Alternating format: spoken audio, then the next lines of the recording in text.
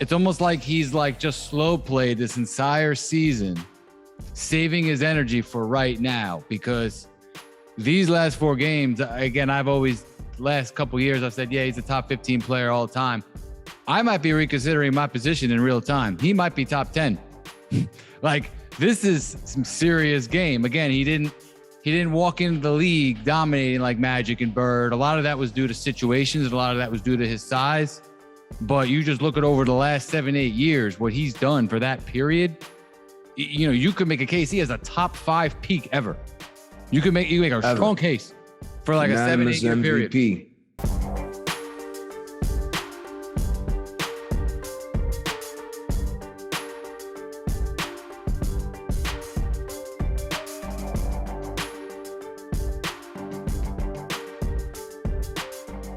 Good evening and welcome to the Raw Sports Debate Show.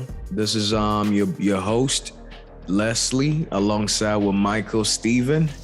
Tonight we have some interesting NBA series facts and things going on that we want to talk about, and also how the 2022 NBA series is going between Golden State and Boston Celtics.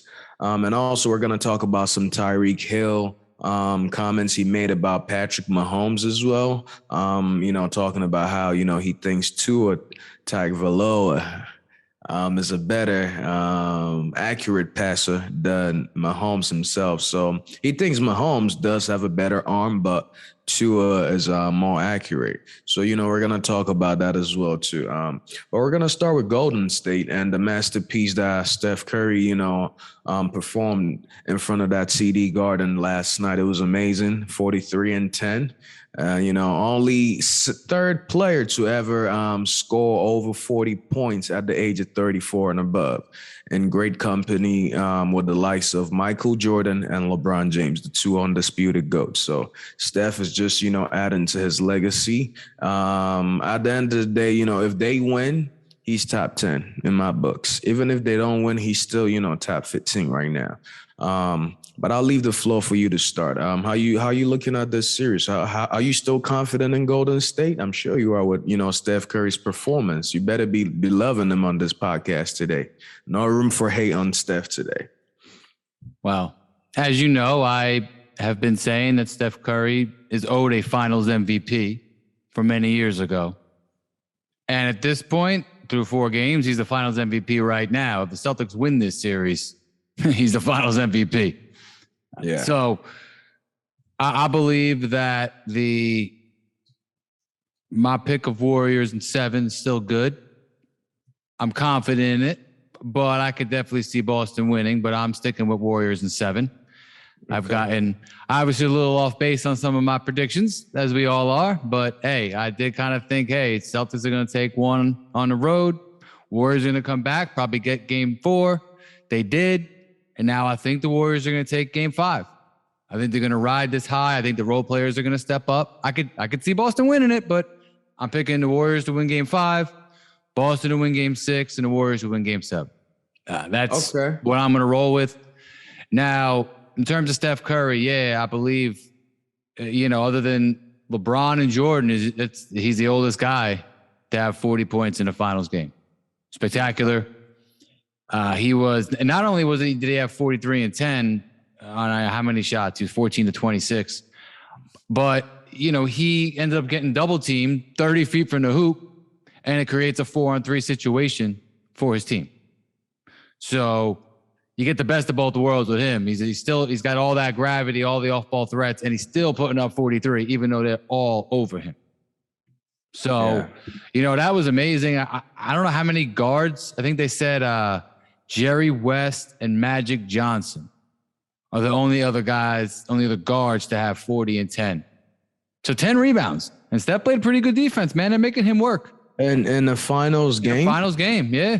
Okay. Think about that, 40 and 10 for a guard. For a guard, 10 boards. Yeah. Magic, you could make a case of, he was 6'8", 6'9", Jerry West also a bigger guard, but with Steph, yesterday it was all effort. This guy was just trying to go just above and beyond, because at some point you got to realize that, you got to put everything on his shoulders with this kind of experience. If you think about it, in the past 8 years, they've been there 6 times. This man has more than enough experience, No floater he hit at the end where he kind of just Yeah. waited it out and then he took on Robert Williams. Williams, yep. Yeah, and a couple, even like a 20-foot bank shot right after right in the beginning of the third quarter. Just a whole variety of shots that he hit.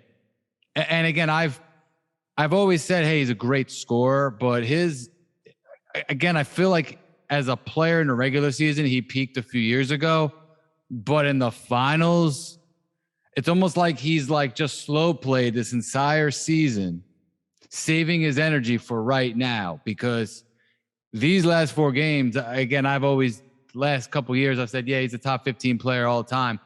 I might be reconsidering my position in real time. He might be top 10. Like, this is some serious game. Again, he didn't walk into the league dominating like Magic and Bird. A lot of that was due to situations, and a lot of that was due to his size. But you just look at over the last 7-8 years, what he's done for that period. You could make a case he has a top 5 peak ever. You can make a strong case for like a 7-8 year period. And so I hope he can finish this off. Like, I told you, I'm very honest. I rooted against him. I was a Chris Paul guy. I got to root against him. Yeah, no hating. I just rooted against him. But listen, old habits die hard. And I realized once I appreciate greatness, Les. At the end of the day, I appreciate greatness.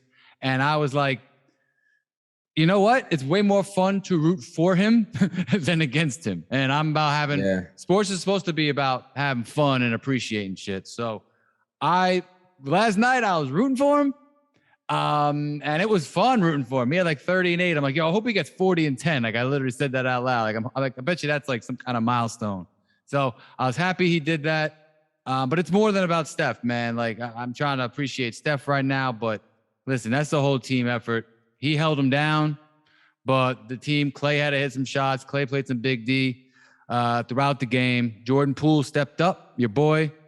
And Andrew Wiggins with a career high 16 rebounds, 17 points, kind of, kept them in the paint, because they really won that game in the paint. They scored a lot in the paint, So, yeah, man, it was a really fun game to watch. And, it was kind of a reverse a little bit of game 1, where, the Celtics went on a 17-0 run that game. This one, Warriors 17-3 to end it. Yeah. Personally, I think yesterday they needed that game. You can see at the very end of game 3 when Curry was just sitting there and just smiling. He knew that, next game I either got to turn it up or we going home. Boston would literally, if it was 3-1, I think momentum was shifted. It was done. Now I think it's even now. With Boston still in game 1, and then, them coming there, Steph having this great performance for them to steal, game 4. But also, there's another thing that I want to point out, which is, the supporting cast, for each team, like with Celtics, they have Jason Tatum, who can, almost do it, or he can get his, whenever, he can get to the bucket, he can get his, whatever this guy wants, he can get it. Against whoever at this point of his career, most of the time. But in this finals, nobody's stopping him. But again, when you look at the pieces around him, he has a lot of supporting cast that are more consistent. I think what's happening with Golden State, there's a lot of inconsistency right now. Like with key players too. It's not like guys like Mooney, or Kevon Looney, some of these guys off the bench, you're not gonna really care, but when you look at the likes of Jaylen Brown, Grant Williams, Al Horford, all smart, these are solid pieces that, Jason Tatum have around him that are always consistent. They might not give you 30, 25 every night, but they're going to give you something solid, 15 points, 10 rebounds, 12 points, 8 assists, 8 rebounds, things like that. It's very, very common, with the Boston Celtics culture right now, and how they're playing the game. So I think, Golden State just need to step it up a little bit with how consistent everybody around them could be. Clay's being a little inconsistent right now, but on the defensive side, he's amazing. Draymond Green, defensively, we know he's going to be good, but, offensively, he's only averaging 4 points. That's not gonna help him, in a lot of games. He's averaging 4 points.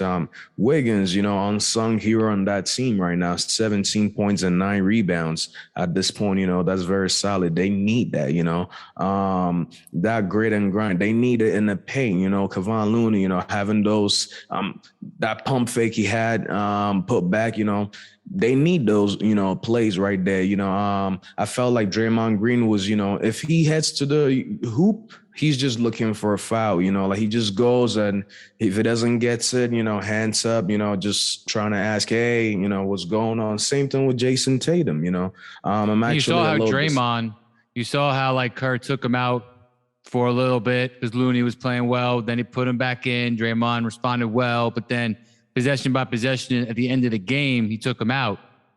So they had a better offensive threat, and it ended up working out. So I think a lot of courage by Kerr to do that. I know there's a lot of trust with those guys, but it worked out because Dre did have some big rebounds and big assists in the fourth. Yes, he did. Yeah, but I mean, what do you think? You're still picking Celtics in 7? I'm still going with Celtics in 7. So when are they going to win? They're going to win games.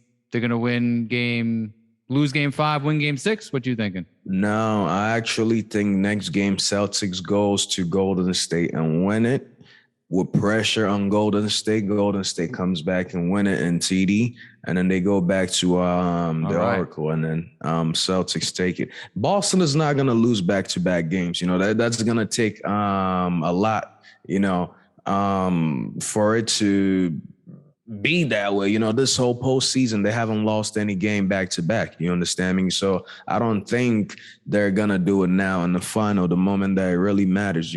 I think game 4 also, inexperience was killing Boston. When they get to this kind of slumps, everybody just starts shooting threes. You start shooting threes. You have great guards and forwards like, Brown, Tatum, Derek White. These guys can get to the bucket, and even if you don't get a score, you might get somebody in foul trouble. Getting Draymond Green out of the game is something important. Putting Andrew Wiggins in a foul trouble is important. I think that sometimes they just try to play the Warriors game, and because they could shoot the threes as well. Yeah, I get it. First half, at one point I saw there were 7 for 13 from threes. The Warriors was 7 for 24. You see the volume. So the Warriors are gonna shoot more regardless. That's their game, But when it gets to second half and you see, Boston is like 12 for 25, it's like, no, what happened? You guys just wanted to now just rack it up, So I think they need to still play their game. They're better when they're in transition because they have the size, and the athleticism. Warriors can't keep up with them on defense. But like the Warriors, if you look at through 4 games, the Warriors are doing better in transition.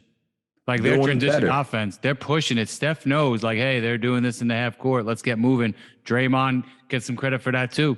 So they're pushing it because I think we agree on this. Boston does have more talented scorers overall. You got guys like Brown and Tatum. Like Draymond plays great defense on him. There's nothing he can do when they're in their bag, man. Like and they're trying to get to the hoop, but you're right. At the end of the game, they start slowing down a little bit and they start settling for the 3.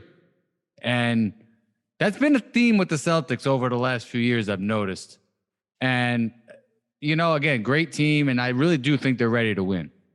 Like we were talking about earlier, like sometimes this could be the Warriors' last stand, or maybe it's just the beginning. Who knows? But Steph is 34, and he's due for an off game. He's allowed an off game, like 34, 6, and 4 on 50% shooting, 49% from threes. He might have an off game. If he doesn't, more power to him. But he might have an off game. He's going to need his teammates to step up. And if they don't step up at home, then Boston could definitely take this. Yeah, again, like guys like Poole need to first, series in the playoffs, round 1, round 2, he was playing amazing, I think as it got deeper into the playoff, he kind of, declined a little bit. I don't think he declined in his playing, abilities or anything like that, but the score is not there. I think he's taking a lot of wild shots, Game because he's 4 was made good, some though. wild shots. He's made some crazy shots. So he's taken too many let Steph do that, stick to the basics, get your team some points, get them on the board, and then make them relevant, because throughout what Golden State kept doing was, they kept fighting back. They were down 2 points, 5 points, 3 points, but they still were, always hanging on. They'll need to do the next game, because if not, Boston is coming to take this. I totally believe that Boston is not going to lose 2 games back to back. I don't see that happening. And if they do if that do happen, they're going to win 2 games back to back is what's going to happen. Is that way, or, and that's how they close it out. Personally, I think. Yeah, no, I feel that. And listen, Boston, they have a ton of length. When you got Smart and you got Robert Williams playing like he was playing, he seems like he's almost at 100% health right now. Not even close. No, not close. All right, maybe not. But he's grinding it out. He played great in game 4 for most of the game. You get Smart, you get Tatum, you get Brown, you got Horford. You have long, talented, smart defenders who are all connected. The Warriors are like, yo, anytime we're gonna set you a couple of screens, you just come. You got a green light right off that screen. Obviously, Curry's always got a green light, but it seemed to me like Poole. It's like, hey, he might be taking some wild shots, but Clay and Poole, whenever they had a sliver of opening, they just took it. They're like, hey, that's the law of averages. It's like, we might miss a few, but we're going to start making a few, and they're going to add up. And I think that was the method. But again, if Curry had a 30, 35 points, they might not have won. So, I do think the Celtics are the more talented overall team, but the Warriors have the best player and the most experience. And that's why it's a great matchup. It's a great finals. It's a great finals. One of the best in the past few years, I would say. But also, we're going to turn to Tyreek Hill and Patrick Mahomes, your boy, your favorite quarterback. Maybe a second after us. Let me not get you upset. But anyway, Tyreek Hill made some comments where some people thought was really wild, This is like the second time he's been on television or some kind of podcast or, interview trying to definitely, make his quarterback feel secure to attack Tagovailoa. Make him feel secure that, hey, I got your back whenever, He did say some things on the podcast saying, Tyreek, I'm Tyreek, and I want y'all to know that, this is coming from me. Tua is very good. His arm strength is not as of Mahomes, but when it comes to accuracy, I'm picking him over Mahomes. He said that. He is picking Tua over Mahomes when it comes to pure accuracy, where he can place the ball. But, arm strength, just throwing the ball down the field, he's going 1-5. So you tell me how you feel. You think there's some crazy comments or, something that we're going to wait to see it unfold? I think it's interesting that he said that. The only reason he should say that is to try to big up his new quarterback. But unfortunately, in today's society, in order to big up someone else, we feel like we've got to tear someone else down. So I would have phrased it a little bit differently, but at least he's a man and he owned what he said. Okay, I watched Tua in college. He is extremely accurate, and he's been accurate with the Dolphins. Can he read a defense like Mahomes? Not from what I've seen. And I'm glad he admitted that Mahomes has a better arm, because I think that's pretty obvious. I'm pretty sure he could throw it about 20 yards further than Tua. Now, he also said that, he's more accurate. Okay, Mahomes is still extremely accurate. Didn't Mahomes make a couple crazy plays in the Super Bowl, and one time went right in Tyreek Hill's hands and he dropped it? Like a 40-yard throw, like in a crazy angle in the middle of 4 guys, and it hit Tyreek Hill's helmet. I think that was him. Yeah. So own that, Tyreek. And last year against the Bills, he had one against the Bills, and I'm talking about that one against the Bucks. It was early in the game. Maybe he makes that play. Maybe it's not 31-9. Who knows? I think the Bucks probably still win, but, all right. Now, do you see that he said, oh, well, if I'm not out there, Mahomes you know, hey, it's going to be a long day, Pat. Something like that. He kept expanding on his comments. Yeah. So, you know, I'm pretty sure he did pretty well. His numbers in his career without Tyreek Hill out there are still very good. That being said, when we and you talked about Tyreek Hill, we both mentioned that he stretches the field. So now you have a guy who stretches the field that, you know, opens it up. It's like Steph Curry on the court. Now you have to account for more of the field, and therefore things are more open underneath. Things are more open in the paint, as we've seen in the series, right? You have to guard Curry from 30, 35 feet out. More things are open. But Tyreek Hill, yes, that does help. But Mahomes' arm is the ultimate weapon. And all you got to do is find another burner. There's a lot of burners they can get. Young, talented receivers who aren't going to have this kind of diva attitude like a lot of receivers have. And Mahomes will be just fine as long as you solidify his offensive line. So while I appreciate him trying to big up his quarterback, I disagree with the general sentiment of his comments. What about you? I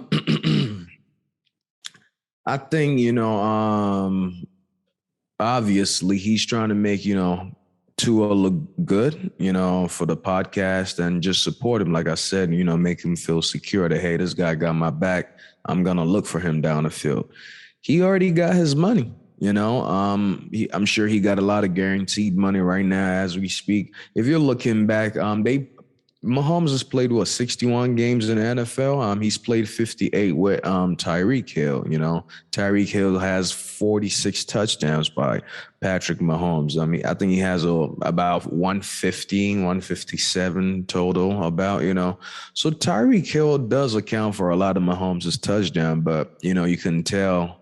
It doesn't mean that he's still not throwing touchdowns. You know what I mean? We've seen Patrick Mahomes win games without throwing the ball to Tyreek Hill. You know, he's going to throw it to him, but he doesn't still have to rely on him solely. They still have Travis Kelce, and like you were saying, he's talented enough to, you know, have pieces around him that he'll be just fine. I think that's what they did. You know, they brought in Juju, they brought in Marcus Valdes-Scantling this year as well. So they have some solid pieces, you know, after Tyreek Hill left. They're not done. You know, they reshaped their offensive line as well. So if anything, I think they're better. They just lost a superstar, you know, a solidified superstar in the league. But I do think those comments were a little bit harsh. But you got to understand, I think they probably cool with each other for him to be saying those things. Because, you know, like for him, he'd be like, hey, Pat, probably shot, you know, sent him a text afterwards, like, hey, Pat, you know, I got to stick up for my boy, but you know I love you. You know, and he said it. You know, he said in the interview that, hey, you know, Pat, I love you, this and that, but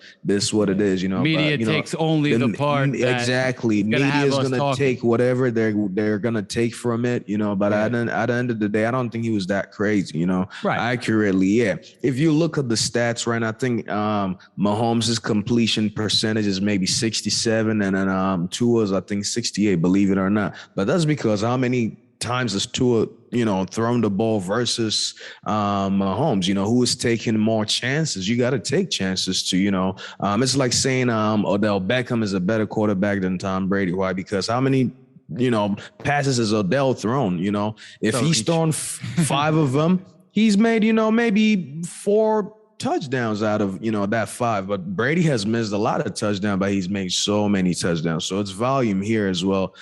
So it's not comparable right now. Maybe you should wait when Mahomes has been in the league for 10 years and Tua has been in the league for about 6-7 years. You can compare 5-year difference, you know. You can do something like that. But for right now, no, I think he's crazy to say something like that. I think, you know, accuracy, eye test, we can all tell that, you know, Mahomes can get the job done. You know, I'll pick Mahomes over Tua on any day. Now, here's the thing, though. To back him up, you were the one who even said a couple years ago to me, it's like, hey, Mahomes is amazing, but he's got a great system. He's got Kelce and Hill and who else? Watkins. You know, he's got these guys. Yes. How would these other guys do? How would Josh Allen? How would you even brought Andrew Luck, Russell Wilson? How would these guys do in that system with that coaching staff? I will tell you one thing. Yeah, I've always, if anybody has ever criticized Mahomes, Yeah. I have. Why? Because exactly the accuracy is not top notch. When him and Watson both came into the league, I told you from day one. I think if you give me exactly what Mahomes has, I'll pick Josh Allen and Deshaun Watson over Mahomes at that time. But obviously, Mahomes has been more successful because, again, what he has personally, I think. But I think Josh Allen is that good as well. I think those here's guys the might thing. be a bit more accurate than Mahomes for sure. He might have a better arm. I don't know if he has a better arm than Josh Allen, but. And Mahomes has a flair for the dramatic, and he is clutch, and he's very confident. Very confident. He would take chances, and that's another thing that makes him, a little bit a step above all the others. When Mahomes came in the league, the NFL trying to make him the face of the league. That's because this guy is confident. You go look at his Texas Tech games. He was doing that same thing while he's doing. He throws the ball more than anybody. Cliff Kingsbury's offense at that time was amazing. All they did was just gun. He was a gunslinger. So he's not new to this. He's not new to this. But here's the thing about Mahomes. I would be watching him and I'd be like, yeah, he's amazing. He's excellent, but Kelsey's always open. Hill's always open. I would see it. And a lot of it was scheme and the players.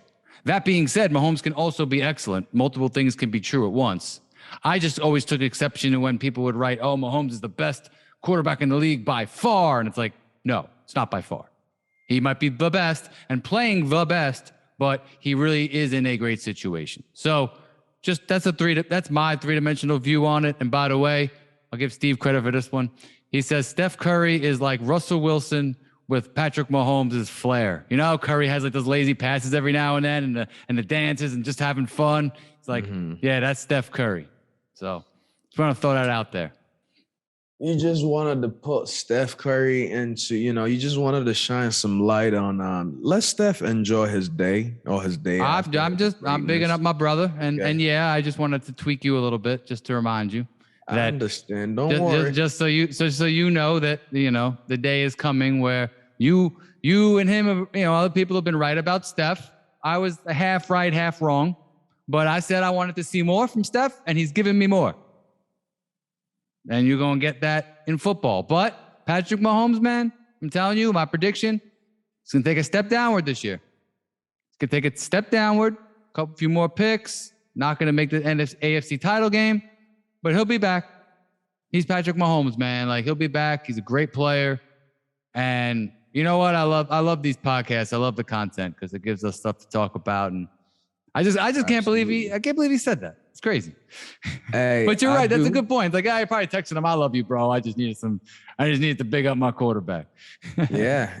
Tua needs this. You the GOAT. He probably texted him that right after, and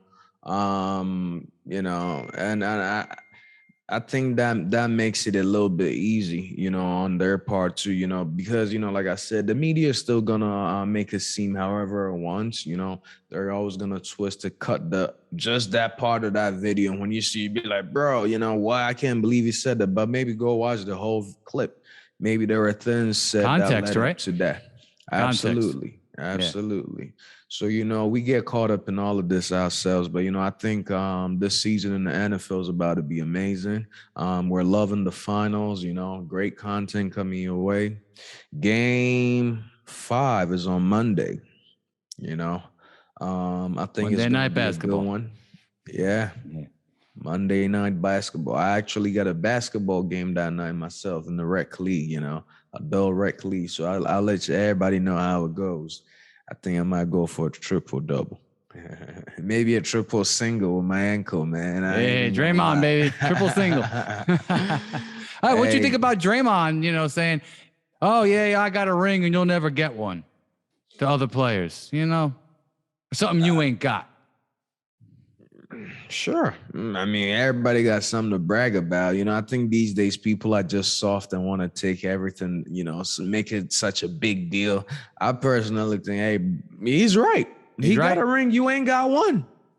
I don't care who he told. He could have told Charles Barkley that, that might be some harsh words, but is he wrong? He doesn't have a ring, and he'll never have a ring. Just remember ring privilege. Ring privilege. You just said it. Ring privilege. There is such. But there's still levels. It's like, would you rather be the best player on a team that always loses late in the playoffs, or the third or fourth best player on a title team? Well, maybe you'd rather be that third or fourth best player. Don't mean you're the better player. Doesn't mean in gym class we're picking you first. That is true. We ain't picking you first, Draymond. That is true. And then believe it or not, people like that also, to defend whoever Draymond said this to, people like Draymond will also use those kind of, ring privileges and say these kind of things just because they know maybe pound for pound you were a better player than them, or you are a better player than him, but accomplishments make, him recognizable more than you, but that doesn't make you, any less of a player. You are right. Yeah, of course, Draymond, every era, anytime anybody's picking Charles Barkley over you, that's fact. Okay. Draymond goes, don't compare me to Chuck. Chuck goes, don't compare me to, Draymond. But I think I'll go with Chuck. I think if the Warriors have Chuck right now offensively, they're gonna be a problem. That's that you had to be, somebody had to guard him. He'll draw double teams at the end of the game. Steph is gonna be wide open. Clay gonna be wide open. Young Chuck, absolutely. Not the lazy Chuck, with Houston and later. Not that one. Yeah. For sure. All right, Warriors in 7, my friend. Yep, Celtics in 7. Yeah, all right. I'll take that, and I'll let y'all know how it goes on Monday with my game, and then we'll get back to everybody on Wednesday. It was a good episode today. Raw Sports Debate, again, brought to you by Leslie and Michael Steven. Thanks for tuning in. Peace out. Peace out, brother.